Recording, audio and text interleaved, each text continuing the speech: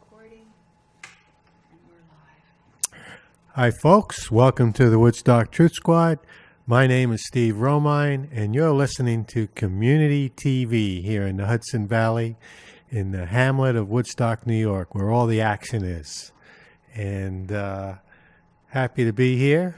And as you may have found out from the last show that I did here last Wednesday, we are... Huh? Oh, was it the week before? Oh, I'm sorry, the week before. If you missed it, you missed Mr. Joseph Barton here speaking his mind.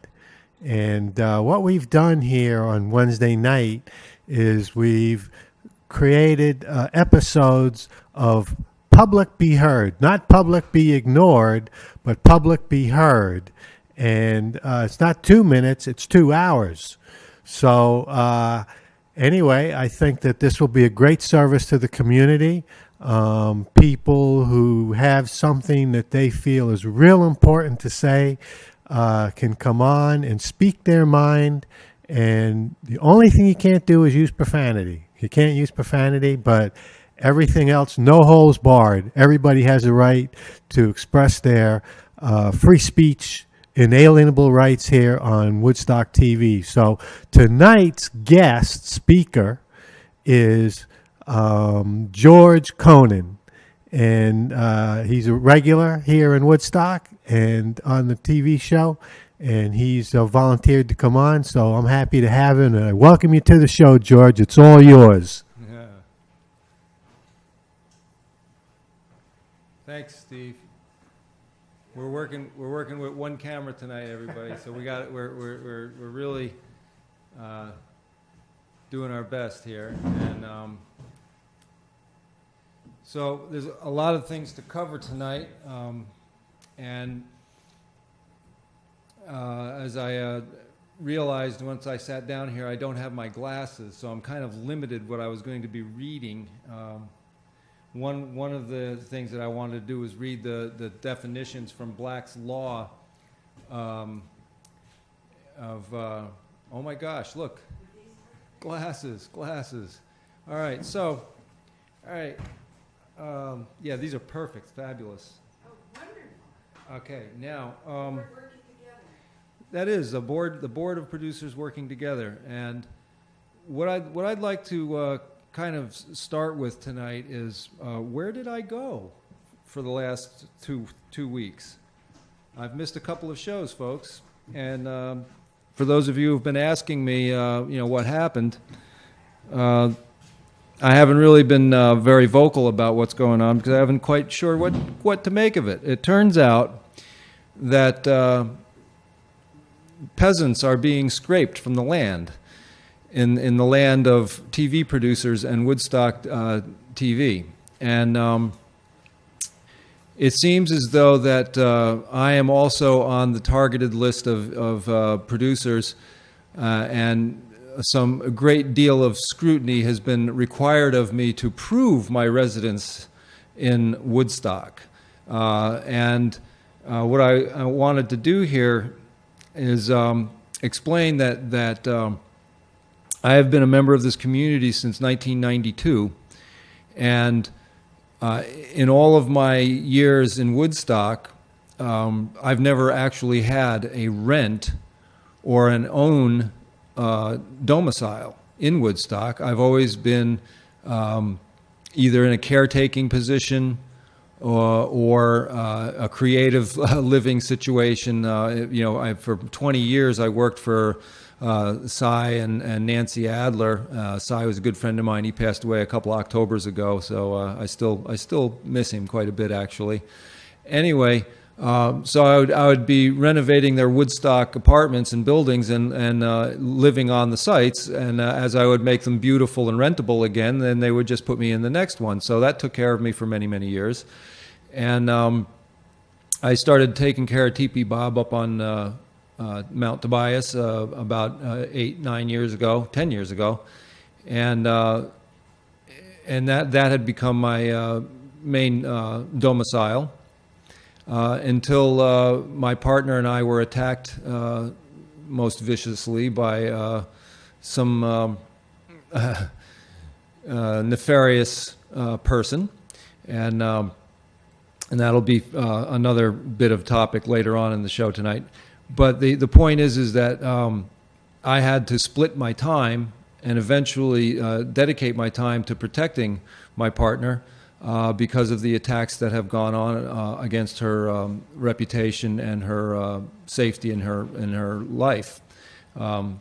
So that restricted my ability to spend full time up on the mountain, and eventually, in recent months, I've had to give it up for the intensity of the conflict between this group of people and myself and my partner Laura.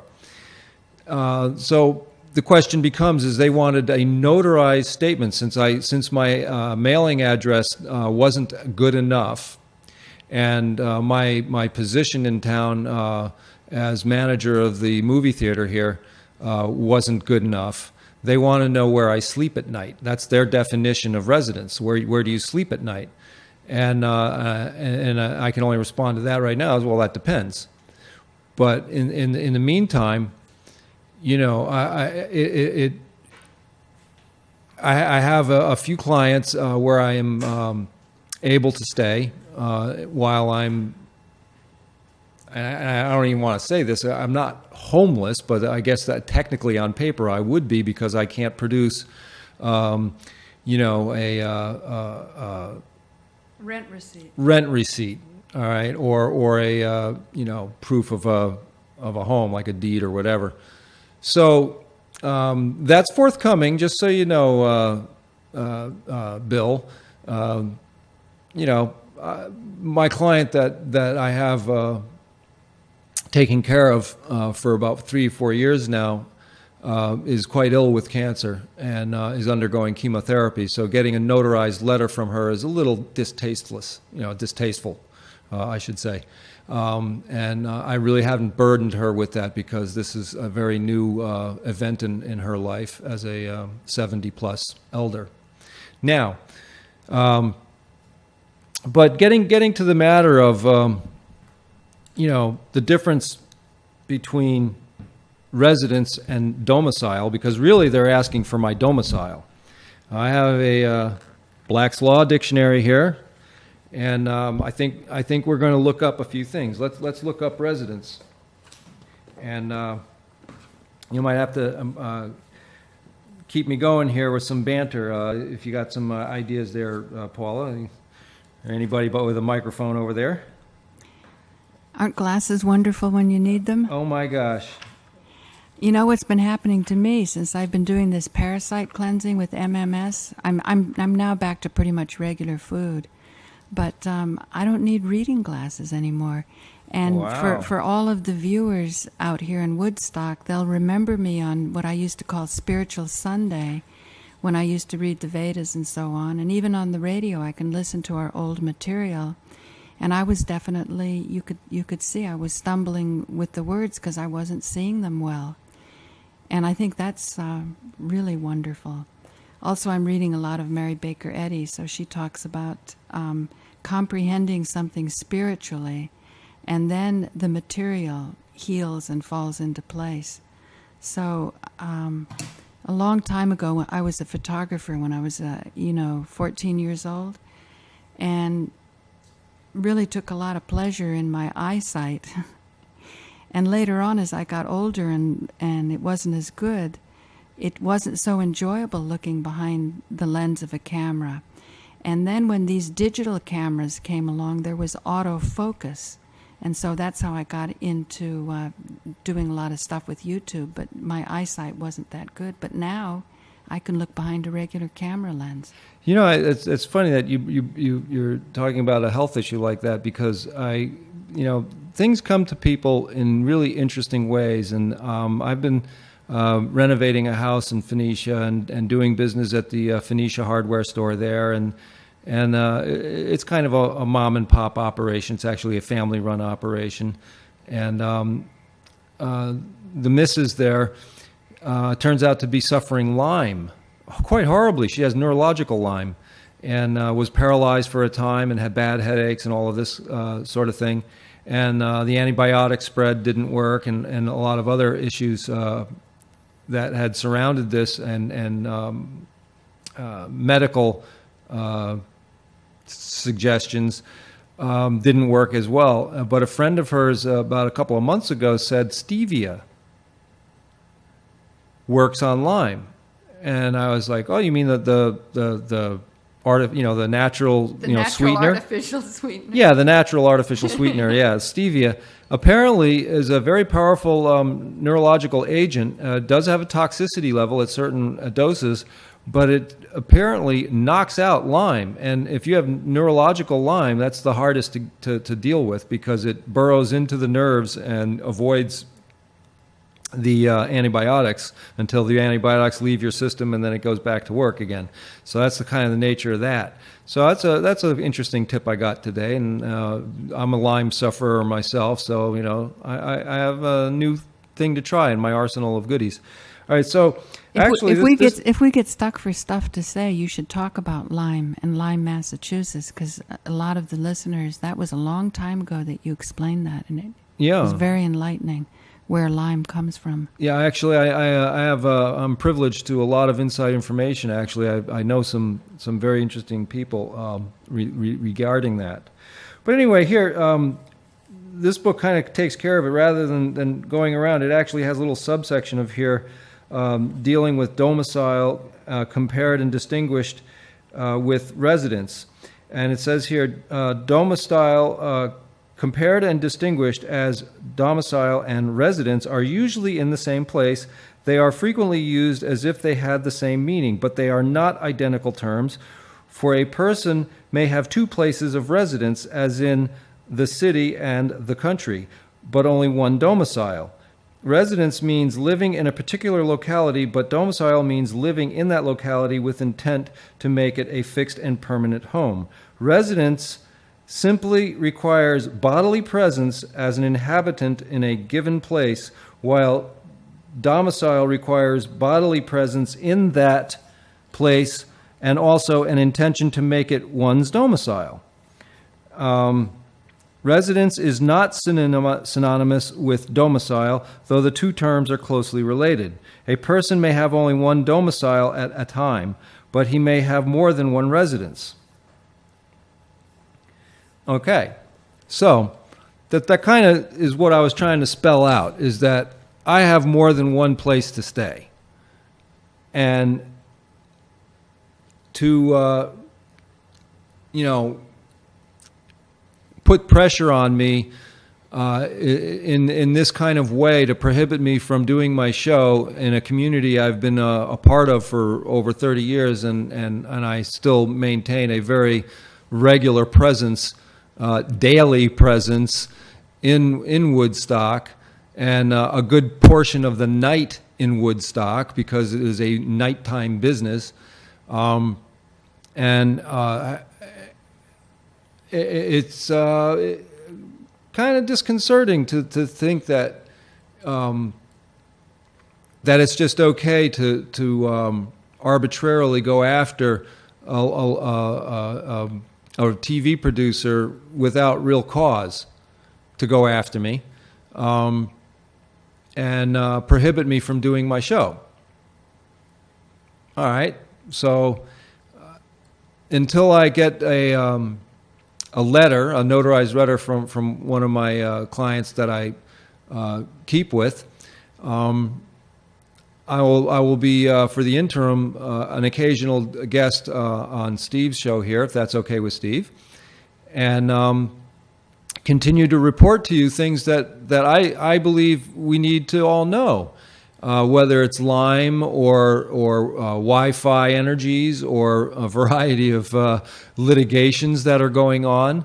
And speaking of which, I'd really like to thank and honor Steve Romine here for all of his work and effort to not only protect himself and his lovely wife in their home, their domicile, from the intrusion of these smart meters, but also the taking on the huge corporate monsters who have the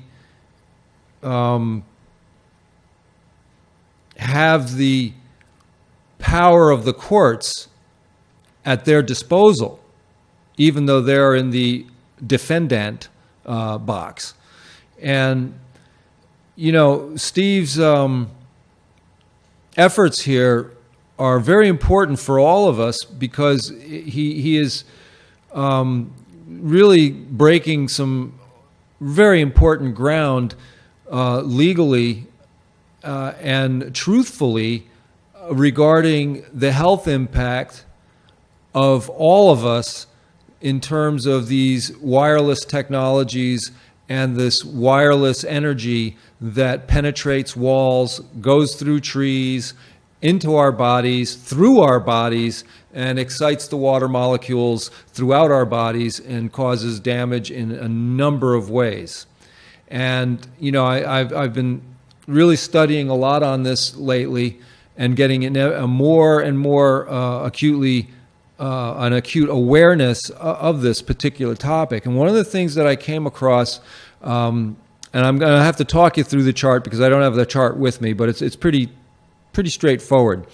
In this scenario of wavelengths in radio or radioactive or radiotronic energy, all right, radiative energy, you have a spectrum, okay, and in that spectrum, let's call it in the middle of the chart, a section of the spectrum is visible light.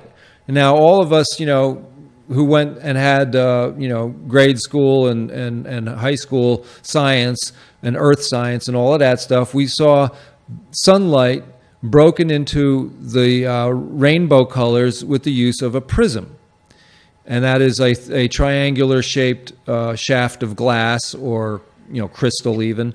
And that will divide the light into its different colors, and each color represents a wavelength. Okay? So I learned from this interesting YouTube channel called Mud Fossil University, and the fellow who runs its name is Roger. So Roger, I'm going to, thanks for putting all that great stuff up there. But he's gotten involved now with the 5G rollout issue, and his background is actually very, very high-level scientific background as a chemical analyst and engineer of some kind, and he has made an interesting discoveries in geology because of his chemistry, and that's a whole nother thing. But because of this disastrous implementation of this wireless technology across the board, he has now gotten involved with studying 5G, and he has put up this great chart in one of his videos where it shows on all the way to the far, let's say left, cosmic rays, which include X-rays, gamma rays, and things like that. And it just is this very, very, very fast vibration. You almost can't even measure, the wavelengths, right? And then that comes down to slower and slower speeds until you have the visible light spectrum, which we all see every day. If it wasn't for the visible light, we'd be bumping into stuff. And then just beyond the visible light, as the wavelengths, get even longer, they're still very, very fast, is the 5G area of wavelengths, millimeter wavelengths they call that, which include radio waves, which include microwaves, and it goes into is just as you get past what they call infrared, which is the red side of the spectrum of visible light, but you can't see it, all right? And just like the blue side of the spectrum of visible light, the ultraviolet, you can't see that either. You can see what it does. For those of you who remember black lights, you remember the black lights? That's ultraviolet light, and it reacts with phosphorescent pigment, Okay, so that's also on the toxic side. The ultraviolet gets more and more dangerous as you get closer to the cosmic ray side of things on the left of the chart. Now, going further to the right, then you get the longer and longer waves, and some of those waves are toxic and some of them are not toxic. Now, here is where Roger's little discussion really piqued my interest, and this is so fascinating, and that is for the biosphere. That's the area on the planet, or any planet, I suppose, that has life, where life exists.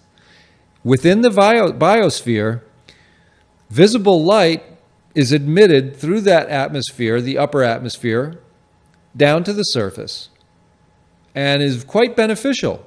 If you go out and get some sunlight, your body responds by getting a tan, and in the process, making vitamin D. That's how you get your vitamin D, is sunlight, natural good old sunlight. But when it gets to that realm of frequency or wavelength to the right of the scale, where the 5G gigahertz, where that is, atmosphere doesn't allow it in because it's harmful. And the reason it's harmful is that those wavelengths, whether it's a microwave oven, a 5G broadcast, or a radar array, out there at sea on a ship or at an airport, that energy, that wavelength has this quality of making the molecules of water spin on their axes. And when you have that happening, these molecules then vibrate very, very quickly, and they heat up, and that's the very principle, exact same principle, that heats your food in a microwave oven. All right? It can't possibly be good for you. So all your cell phones out there, all the real, radar arrays out there for tracking aircraft and stuff at sea, and your microwave oven, doing the same thing. I had a Navy friend of mine who told me, occasionally a seagull would fly in front of the radar antennae, which is really kind of like it's like a dish that swings around in a sweep, eh? And it would just fly in front of it, and it would literally explode with feathers and blood and hit the deck down below the radar as a half, cooked bird.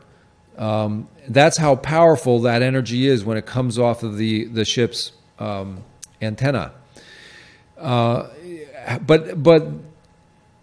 to suggest that it has to be very powerful, these millimeter wave energies, to have an effect on you, or that you're electrosensitive, and some people might be affected by it, but most it's safe, is nonsense. It's not safe at any level of exposure. And the reason is for the reason I just told you, which is that it vibrates by rotating the molecules of the water in wherever it contacts water. And folks, we're bags of water. We're 70% water. So this energy really, really is a serious issue of our day. And who are they? Corporations, the wireless technology corporations are really pushing this hard, and we should really be pushing against it and exposing and helping each other learn about it and do what we have to do to stop these mega corporations, who have the legal systems in their pocket. And, it takes people to do that. There's very, very brave people out there. There's the Dane Wigingtons, there's Steve Romine himself, there's myself and other people who talk about this stuff. There's a lot of us out there, but not enough to do the job of stopping it. You all have to get involved. You all have to get involved by complaining to your town boards, to your town supervisor. But hey, what is this stuff? Why is it coming into our community? How is it coming into our community? And so, a real big thank you to Steve, and keep up the good work, and I'm doing my best to educate everybody about what has happened here in Woodstock with the smart meter on Steve's house. And I've had a couple of people, an elder by the name of Beverly, ask me to put a cage on her analog meter so that... Analog or smart? No, analog. She said, would you please put a cage around my analog meter, because the Central Hudson's going to swap it out on me when I'm not looking. And I have Parkinson's, and I have to have everything hardwired. I can't have any Wi-Fi around me because I get very ill very quickly from it.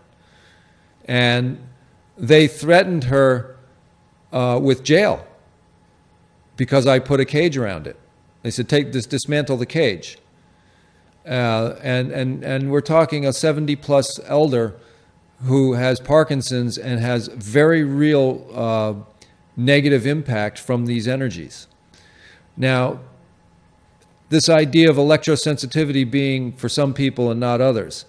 Here's the thing. Now, I can't remember exactly which documentary I was looking at, but when you have microwave energy, especially when you're sleeping, in close proximity, penetrating your body, it doesn't matter who you are. Your blood and the certain proteins in your blood go into a altered state. And much of the blood, red blood cells as well as white blood cells and other blood cells, they take on a deformity of shape. Now, for some people, this is disastrous and they get quite ill effects from it, and other people simply don't notice it. And so those effects, might take longer to, manifest in some kind of illness, whether it's a cramping in the legs or a cramping in the neck or headaches or any number of symptoms. What this report was showing with, visuals is that it doesn't matter who you are and whether you feel the microwave energy harming you or not, you are being harmed.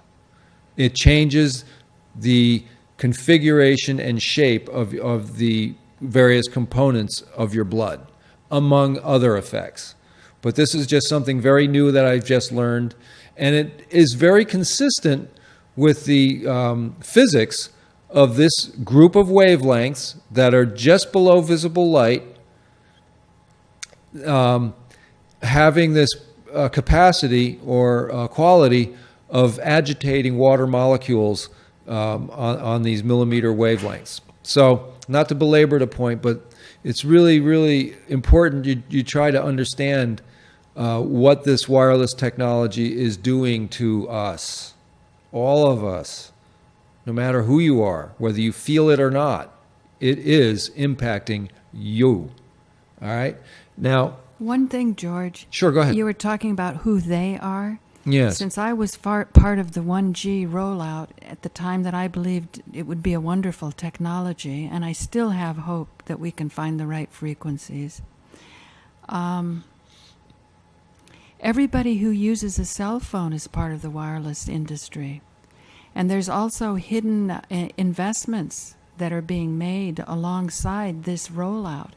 And I think there's a lot of people, it has what you'd call trickle-down effect, that you need to secure the actual people with the devices that they're using in order to make them marketable. We're talking about a slave trade.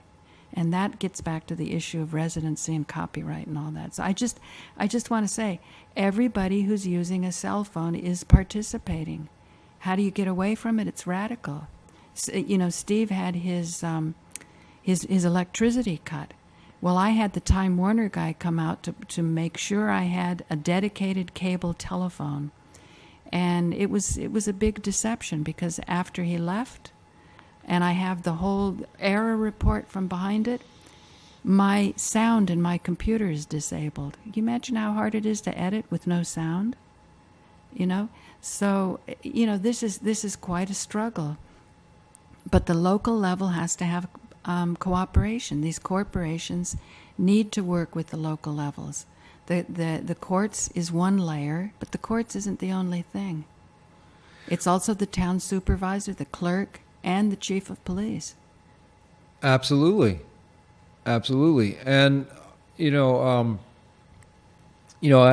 I was sent a real interesting document by Frank O'Collins, and it was written March 23, 2011, and the title of it is How to Succeed at Court.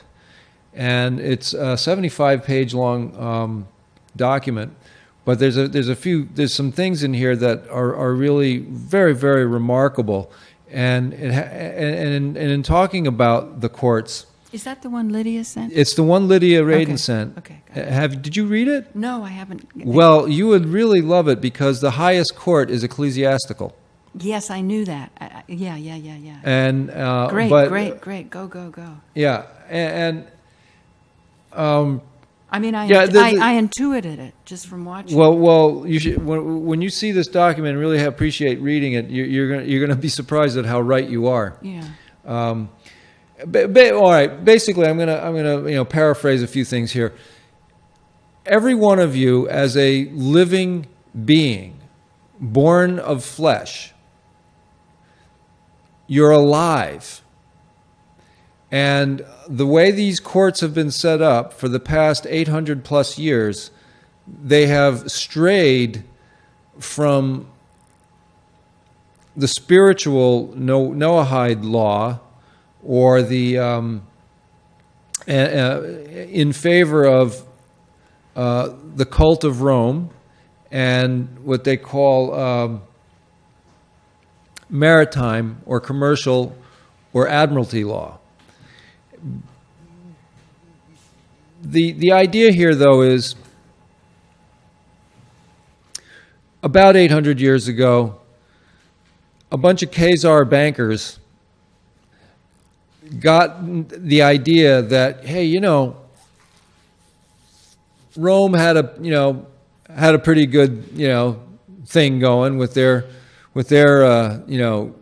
pagan racket, which also had its roots in this ecclesiastical idea. All right, now the seed of that idea is cosmic law or natural law. Now that ties into my training with Native Americans, who base their law on cosmic law, which is derived from observations of nature. Nature doesn't lie. And so in observing the workings of the wolf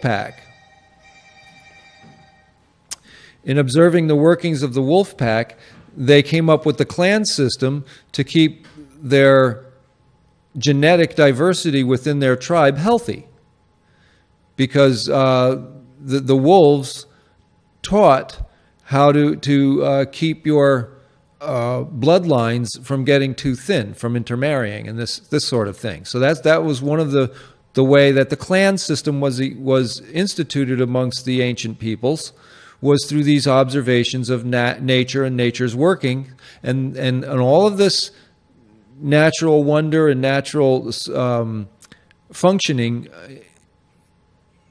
is expressive of cosmic law and the will of the Creator, and for lack of a better word, the native people would call it the Great Mystery.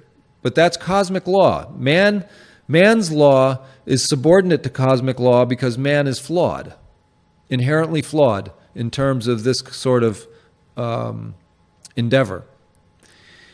The highest law is cosmic law, and the judge in cosmic law is the cosmic mind, or God, if you will, and that is weighed against our material living lives, and in this expression of God's will or God's law, which is material reality. The courts have evolved over the past, some thousands of years to monetize sin. All right? And it goes back to canon law, and it is about penance. It's all about the degree of penance and what your confession is to your crime, and the representative of God is the priest, who must be duly ordained as a representative of God, and yes, and the penitent, of course, is the person who is confessing. So the confessor is both witness and accuser and the accused. And the priest, who does the absolution, is the judge, the jury, and prosecutor. And so in this tradition of confession, in that sacrament, the sacrament of penance, the confessor, who is the accuser and the witness and the accused, all in one.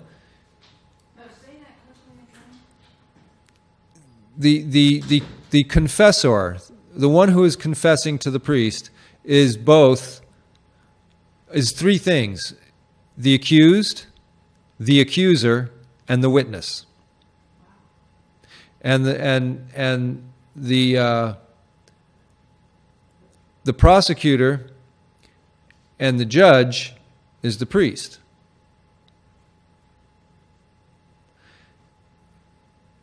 And in this relationship, the idea is becoming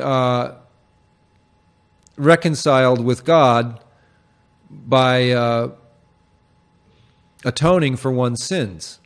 And so you would have a debt to God to pay, and the priest would decide what it is that your penance would be, and then you would perform this ritual of whatever that penance would be, and then you'd be all good with God again, and your sins are forgiven, and you can go about your life, with a clean slate again.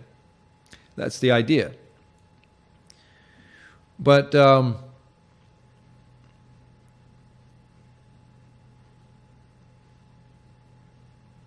I'm going to read some of this here for you, folks.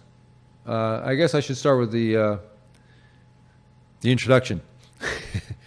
Okay, so this is How to Succeed at Court by Franco Collins.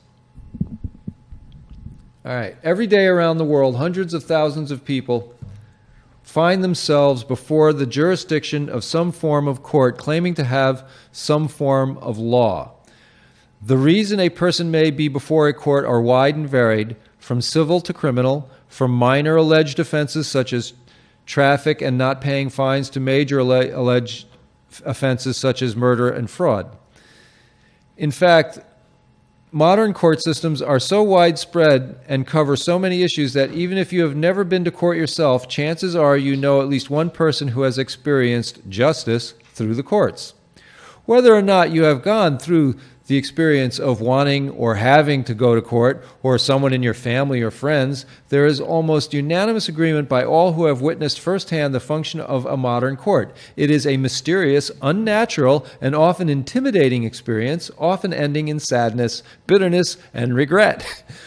Ordinary people who have never been inside an operating courtroom are not the only ones who can find the surrounding and process intimidating. Even if a courtroom is modern by design, it can still be an intimidating place even for members of the bar societies and bar associations. So how might one succeed in a case before such a place as a court when even professionals sometimes are intimidated and unsure? Succeeding at court. No one can guarantee anyone that they can win a case within a court without lying. I'm going to say that again. No one can guarantee to anyone that they can win a case within a court without lying. There are simply too many variables to each case to make such impossible claims. The greatest uncertainty is whether the judge or tribunal of judges or magistrates choose to follow their own laws and procedures or not.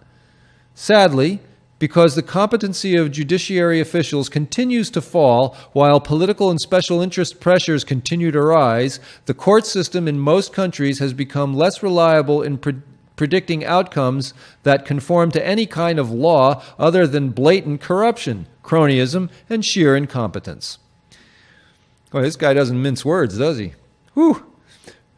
Nor should anyone ever pretend to be offering legal advice concerning Roman Western law unless they are a member of one of the guilds that unlawfully monopolize access and operation of natural, regional, and community law throughout the world. The bar guilds have demonstrated a ruthlessness against anyone daring to question their legal competence for centuries, and in most locations have introduced many draconian statutes akin to the heresy laws of the Middle Ages that forbid ordinary people discussing, sharing, or learning about the law unless they are obedient members of a bar guild. Yet, succeeding at court has little to do with any kind of specific advice relating to a personal case before a court. Instead, success relates to knowing who and what you are, the philosophy of how to conduct yourself in court and remain in honor, and the power you always possess through free will and withdrawing or granting your consent. This is really important, folks.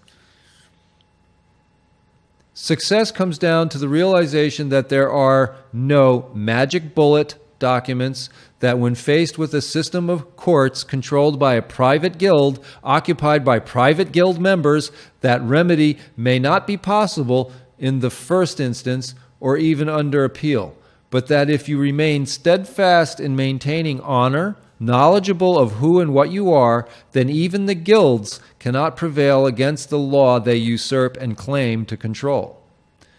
The purpose of these pages to help any and all who are facing imminent court cases and concerns to learn more about the history of the courts, what makes them tick, the origins of the bar guilds, and the importance and function of honor and behavior. No one can guarantee success, only remedy gurus and other forms of disinformation agents. Nor is any of the information contained specific legal advice. Instead, it is hoped that the information contained within these pages will help you and anyone you refer these pages to understand your own way of navigating through the maze of tricks, lies, and procedures of the bar. Key concepts are fundamental legal concepts that are vital to comprehend when considering using the ecclesiastical deed poll. These key concepts are reflected within the body of divine canon law, Astrum Iuris Divini Canonum, particularly positive law. Please read positive law further for other key concepts not mentioned. All right? Now, this is where we get into when I started talking before about you are a biological living creature. And as such, you are an expression of cosmic law. You are an expression of that which made you. That what made you is the Creator or God. All right? And there is no higher judge, there is no higher form than this energy of the cosmic Creator. All right? So when you're dealing with courts, invariably, you are not considered a living being. You are considered a thing. And this document really addresses that. And the reason that you get identified as a thing is so that they can move you around like cargo, like property. But Sure. how can a thing confess? From where does the confession come? Well, that gets back to the canon law, and that's prior, and that's the basis, the basic construction of Western or Roman law is this idea of the accuser, the accused, the witness, the prosecutor, and this is going to get real interesting, folks, when I go into this with you about that. That's on my mind as well. All right, vow and oath. Vow and oath. At the heart of Anglo-Saxon law from the 4th century is the concept that a man's oath is his bond. All right, remember that, folks. A man's oath is his bond. And bond is going to come up again and again in these concepts. All right, in other words, once a promise is given, it is expected to be kept. This, of course, is most often presented in forms of contracts. However, the foundation of law since these times and up to the present day is still based on oral testimony taking precedence over written documents in memoriam. What is an oath then? In accordance with Canon 1480 of positive law, an oath is a solemn appeal to the divine creator by invocation and at the presence of at least 2 witnesses that a pronouncement is true or a promise binding. What is the difference between an oath and a vow? In accordance with Canon 1488 of positive law, a vow is a solemn engagement or undertaking made to the divine creator to perform some action or some gift or sacrifice in return for special favor. That's a vow. So an oath and a vow are very different animals.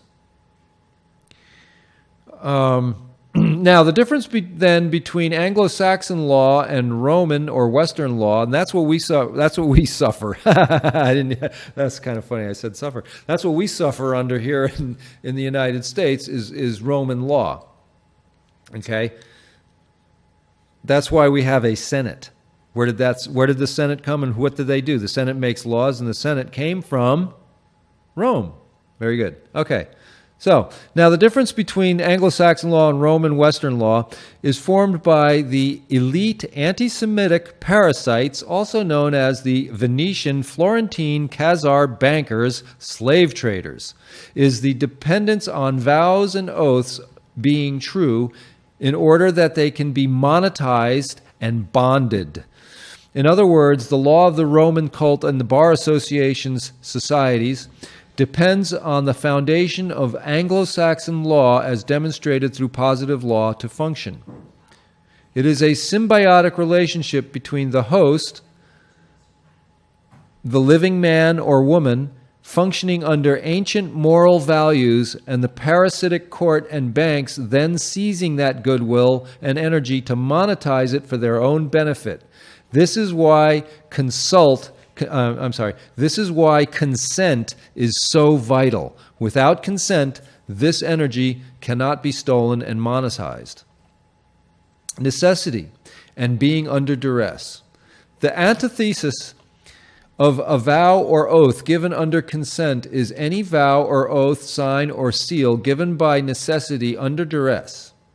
It is the most feared of realizations of the courts and banks as it renders their monetized promissory notes null and void, and therefore their court acts as worthless and clear fraud. What is necessity?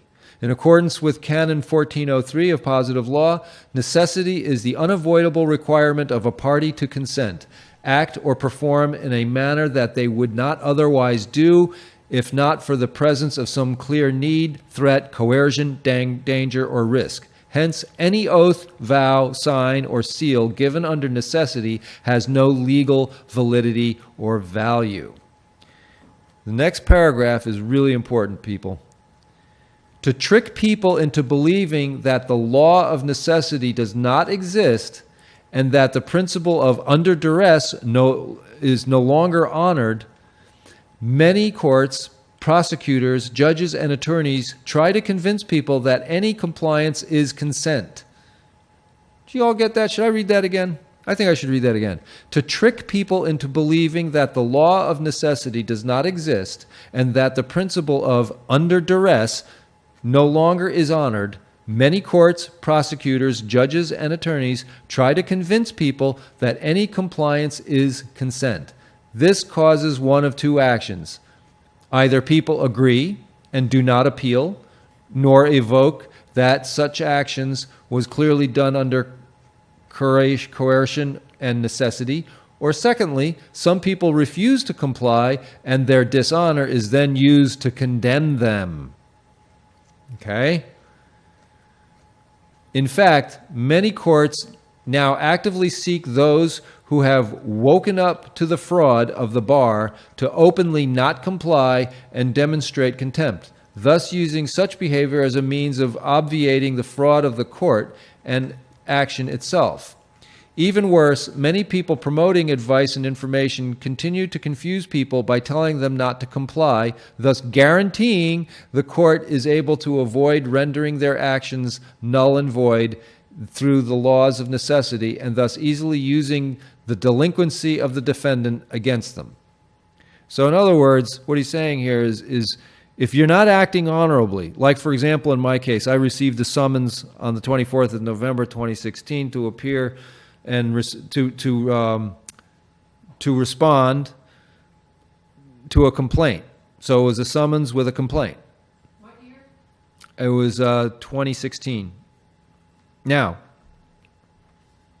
if I ignored it and I didn't respond and I didn't honor the court, they would have simply ruled against me in total because I didn't show up. So that's the power that the court can have is well, okay, if you're not, you don't participate with them, then they rule against you summarily without any other process needed. So it's very important that they do have the power. So we do have to respond and be honorable. That's what I believe he's trying to say here. All right. So. But if you show up, you give personal jurisdiction. He addresses that quite quickly here. All right, the great sadness of the promotion of dishonor and noncompliance is that supported exactly the strategy and desire of the bar and the courts for men and women not to evoke their right and profess that through necessity they have complied only under duress. So that's why it's so important that when you do appear, in these situations, that you make sure you claim that you are a living person, not a thing. You're not a corporation, a corporate entity. You're a living person, and that you are complying because you're honorable, with good faith, and that and yet you're under a special appearance and are complying under duress and necessity. Special to clear up the misunderstanding. Yeah. Okay. Consent. As outlined earlier, the courts and the global corporate financial legal system needs your consent. And this is important. By tacit agreement or by declaring you incompetent. Now, here's the thing. If you hire a lawyer, you've declared yourself incompetent in their eyes. So then they got you. Now, think about this for a moment. And he addresses this. You have a bar association attorney for a judge. You have a bar association attorney for your defense. And you have a bar association attorney prosecuting you. You think that the deck is a little stacked against you at this point? Because you're now incompetent and you have a third party representing you who's not going to give his loyalty to you. He's going to give his loyalty to the bar association members, which are the judge and the prosecutor. And that's a conflict of interest right there. So it's fraud on the face of it. Okay? It's a racket. Now,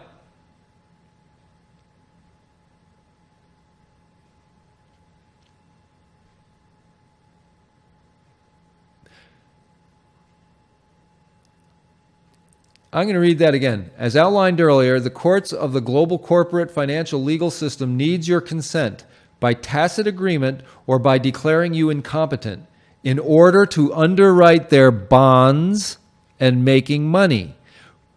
But what do we exactly mean by consent? And where is the consent of the judges, clerks, and prosecutors in relation to any kind of ecclesiastical deed we issue? And before I go on, I want to come back to that bond issue again. Now, we go back to Anglo-Saxon law. A man's word and oath is his bond, right? That's why I was saying remember that, because this word bond is very important.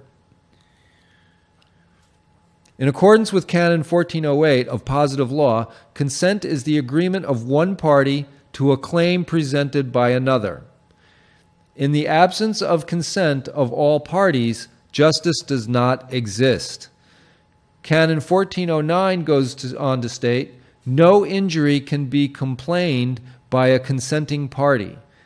And Canon 1414 states, the agreement of the parties makes the law of contract. All right, so you have to consent in order for the contract to be valid. And in any court undertaking, you are contracting with the court. That's why you need disclosure, full disclosure. But the courts don't do that, do they? No. All right. So consent to the bar and the crown, the bank, is vital. Not only to underwriting the value of any bonds created through their courts, but it is integral to making their administrative process both legal and